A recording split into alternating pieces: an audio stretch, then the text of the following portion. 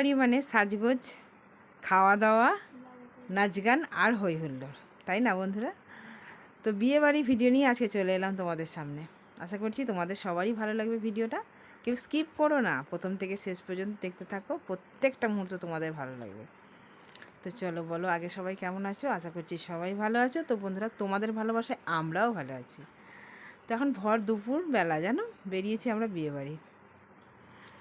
তো যাচ্ছি সবাই মিলে। তো আমরা চারজন, তারপরে আমার বাবার বাড়ি থেকে আমার দাদারা, দাদা বৌদি, ভাই ভাইজি আর ভাইয়েরা আগেই চলে গেছে। তো আমরা এখন যাচ্ছি, মানে এত রোদ্দুর কি বলবো, তবু আমরা বেরিয়েছি আনন্দ, বিয়ে বাড়ি বলে কথা, সেই জন্যে সবাই আনন্দে হুড়োহুড়ি করে বেরিয়ে পড়েছি। আর কি বলো, অনেকটা রাস্তা, সেই জন্য একটু সকাল সকাল বেরিয়েছি, গিয়ে আবার ফিরে আসতে হবে। তো বন্ধুরা, যারা এখনও পর্যন্ত লাইক করোনি, প্লিজ একটা লাইক করে ভিডিওটা দেখতে থাকো। আর নতুন বন্ধু তোমরা যারা এসেছো, তোমরা কিন্তু অবশ্যই আমার পুরো ভিডিওটাকে ফুল ওয়াচ করে দিয়ে চ্যানেলটাকে সাবস্ক্রাইব করে দিয়ে পাশে থাকো, কেমন? বলছিস বল, কি সাজবি তুই? কার বিয়ে বল? তো সেই জন্য সাজবি, তাই তো?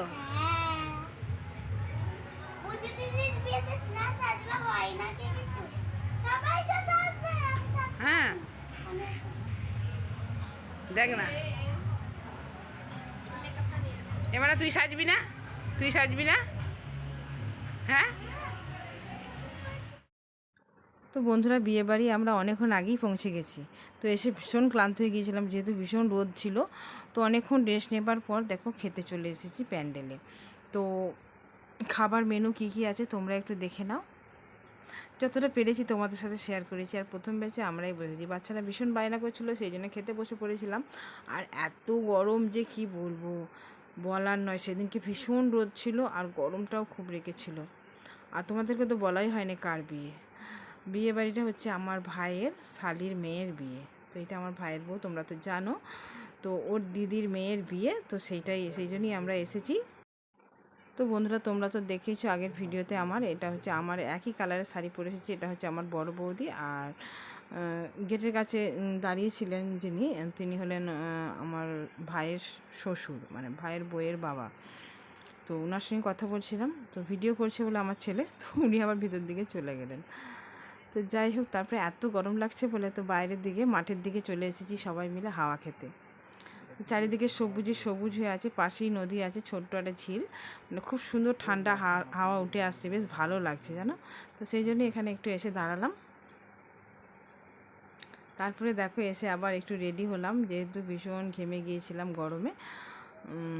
মানে সেজে গুজে একটু দেখাচ্ছি তোমাদেরকে কেমন লাগছে আমার লুকটা, অবশ্যই জানিও। আর দেখো ওখানে বর বউ, মানে আমার ভাইঝি আর জামাই বসে আছে। তো তোমাদের সেখানেও গিয়ে দেখাবো, তোমরা দেখতে থাকো। আর এটা হচ্ছে আমার ছোটো ভাইঝি, এই যে প্রথমে এসেই ও খুব বক বক করছিলো, তোমরা তো শুনলে। আর এটা হচ্ছে বড়ো ভাইঝি। তো বন্ধুরা, তোমরা দেখতে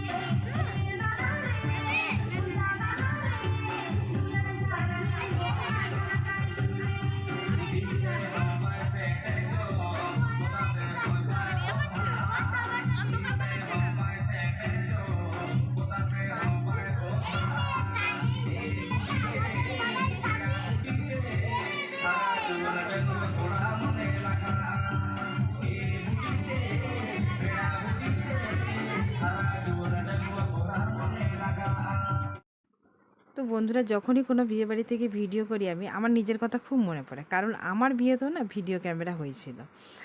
তো দুর্ভাগ্যবশত আমি ভিডিওটা হারিয়ে ফেলেছি, কারণ আজ থেকে 15 থেকে 16 বছর আগে আমার বিয়ে হয়। তখনকার দিনে ক্যাসেট ছিল, তো সিডি ক্যাসেটের মধ্যে বন্দি ছিল আমার ভিডিওটা। তো আমার বাড়িটা, মানে বাবার বাড়িটা, তোমরা তো জানো একদম গ্রাম অঞ্চলে, মানে সেখান থেকে আমার বিয়ে হয়, মানে ধুমধাম করে খুব আয়োজন করেছিলাম বাবা। তো সবাই খুব বাহবা দিয়েছিল আমার বাবাকে, এত সুন্দরভাবে আমি যে এরকম একটা দেখতে এইভাবে বিয়ে দিয়েছিল, মানে সবাই গ্রামের লোক বাবাকে খুব মানে বাহবা দিয়েছিল। আমার বাবারও খুব ভালো লেগেছিলো। আমি তো বাবার একটাই মেয়ে, তো আমি সত্যি আমার বাবা মার কাছে খুবই মানে আহ্লাদের ছিলাম। তো যাই হোক, যার সাথে বিয়ে দিয়েছিল সত্যি সে মানুষটাও খুব ভালো, এখনও পর্যন্ত সংসার করছি। সত্যি তাকে পেয়ে আমি সত্যি খুব খুশি। আমরা মানে অভাব হতে পারে, কিন্তু ভালোবাসার অভাবটা নেই। তো সেই কথাটাই তোমাদের সাথে একটু শেয়ার করলাম, কারণ ভীষণ মনে পড়ে, জানো। তো বন্ধুরা, আমার এই ভিডিওটা তোমাদের কেমন লাগলো অবশ্যই কমেন্ট বক্সে জানিয়ে। আবার দেখা হবে নেক্সট ভিডিও। ততক্ষণ তোমরা সবাই ভালো থেকো।